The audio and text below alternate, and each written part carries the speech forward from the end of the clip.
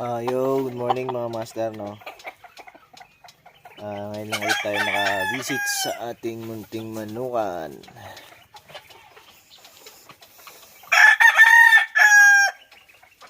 Ito ay anak ng ating super brown red, nakakross sa gold. Lumabas yung kulay ng brown red and gold, 50-50. Dark legged gold, brown red yung tatay niya, nanay niya gold. Isang piraso lang tong lumabas na ganito sa dinami-dami nila, kaya ano natin, kinikip natin siya.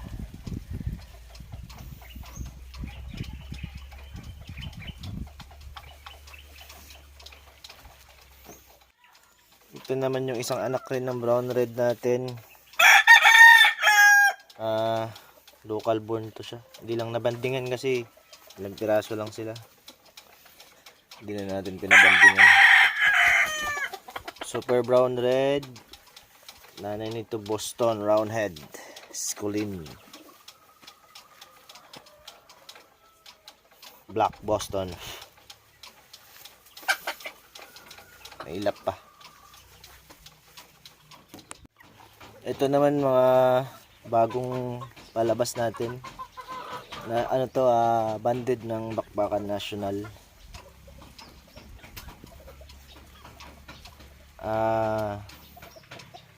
Sweeter dome ang nanay nito, galing sa kumpare natin kay paring JB Bacolod.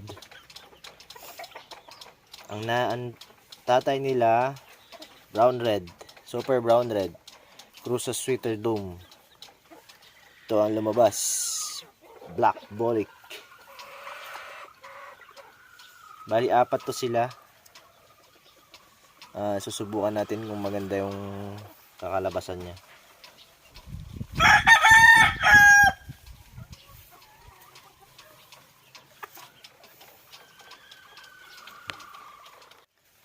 Ito naman bagong dating din dito. Binigay ng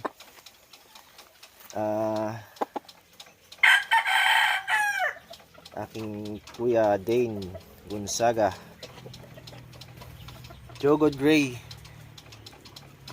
cross sa Henny. Winner na to nung April 18 yata. Nanalo siya, hack fight. Ayan, may mga sugat pa. Dalawa to, yung isa bulag, dalawang mata. Jogod Gray. Hindi na natin pakita yung isa na bulag yung mata kasi kawawa. Paparamihin din natin to. Try natin.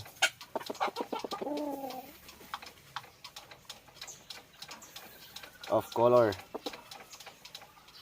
Jogod Gray Henny. So ito isa sa mga pundasyon namin dito sa aming munting manukan. Ang tatay nito ay 5 times winner. 5 years old na. Nilaban namin. Pang-anim na laban niya, talo. Pero nakunan ko pa siya ng mga lahi. Isa to sa mga lahi niya. 2 times winner na rin. Puro hack fight lang siya nanalo. Kaya hindi ko inaalis yung mga lahi nito. Mga tested, battle tested bloodline.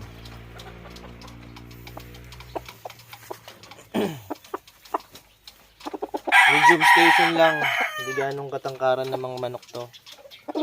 Medium station karamihan sa mga nilalabas niya. Pero sila ay mga accurate cutters. Pag pumalo, tamaan man sila, pero tumatama din yung palo nila. Tsaka high breakers.